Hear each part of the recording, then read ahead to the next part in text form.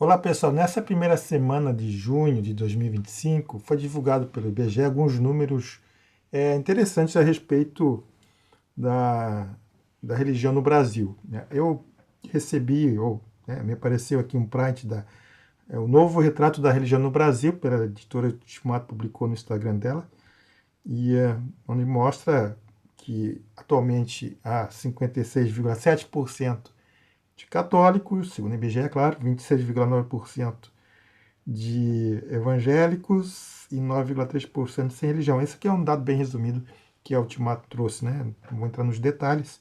Então houve um decréscimo no número de católicos de 8,4% em relação ao ano 2010. Em 2022 houve um aumento de 5,2% de evangélicos em relação a 2010. E aumentou também os sem religiões para 1,4%. Esses números, né, poderiam ser analisados de várias formas, né? O pessoal da área de sociologia da religião com certeza está se debruçando sobre eles, mas na minha experiência de vida de fé, de mais de 30 anos de vida de fé, a gente já percebe isso, já percebia esse decréscimo da igreja católica, aumento da igreja evangélica, né? E também dos religiões, enfim, outras matrizes aí de fé. Mas eu lembrei que, até conversando com meu filho, que na década de 80, 90, houve um boom, né, no crescimento evangélico, e depois ele foi se estabilizando, a gente percebe isso. E ao mesmo tempo que houve uma queda muito rápida no catolicismo na década de 80 e 90, depois ele também diminuiu esse índice. Então há um movimento de estabilização do decréscimo da religião católica e um aumento mais lento da religião evangélica, claro. E um dos fatores que a gente percebe é que a Igreja Católica ela está conseguindo conversar melhor com os jovens, né? E os jovens estão vindo numa pegada mais conservadora nos últimos 3, 5 anos para cá, a gente também tem esse olhar. E em relação aos cristãos evangélicos, no qual eu estou inserido, percebo que ela ainda continua a ser um expoente bastante relevante na sociedade.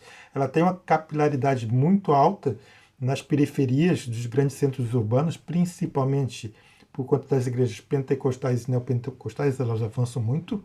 E o último fenômeno religioso nas igrejas de classe média, ou no segmento da classe média brasileira, as igrejas também têm conseguido entrar, principalmente igrejas evangélicas, com um modelo de apresentação do evangelho mais superficial, mais palatável, para atingir um público mais endinheirado. A gente percebe isso. Tem alguns até falam que é a teologia do coaching. Mas, enfim, esses números servem de reflexão, de análise, e é bastante interessante ver como isso se dá. O que me chama também a atenção é que se você somar o número de católicos e de evangélicos, tem que lembrar que católico e evangélicos têm a mesma ponto focal de fé que é Cristo. Né? Um é católico, mas crê em Jesus, outro é evangélico, mas também tem em Jesus a sua pedra fundamental de fé. Os dois juntos somam cerca de 83% da sociedade brasileira, daqueles que professam ter alguma fé. E aí a gente se pergunta, que impacto essa fé cristã, seja ela católica, seja ela evangélica, católica apostólica romana ou evangélica, seja pentecostal, neopentecostal, tradicional, reformada, enfim, histórica, está causando na sociedade que a gente vive. E eu sei que nós vivenciamos, e eu experimento isso, as igrejas têm uma penetração muito forte, né, nos segmentos mais pobres da população também, ajudam muito, mas ao mesmo tempo a gente observa que o país em certos setores não melhora, né? No setor político, por exemplo, a gente vê muitas conchavos, muita corrupção, muitas falcatruas e também em outras áreas da sociedade. E aí a pergunta que se faz, que diferença esses 83% da população brasileira estão fazendo na sociedade?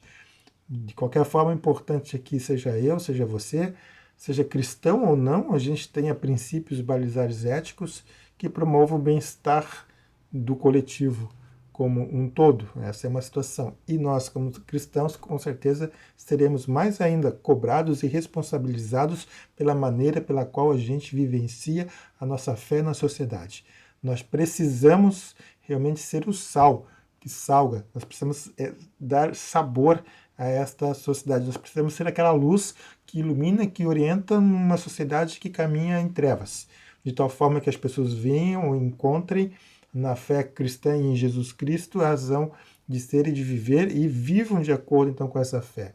E não é apenas uma fé que venha a trazer o seu bem-estar emocional ou o seu bem-estar social, mas não, que venha dar uma transformação de vida interior que reverbere para a família, para a sociedade como um todo, e que a gente, de certa forma, tenha a esperança de que esse amor de Cristo infundido no coração de cada um daquele que crê no seu nome verdadeiramente alcance e transforme a sociedade em que está inserida.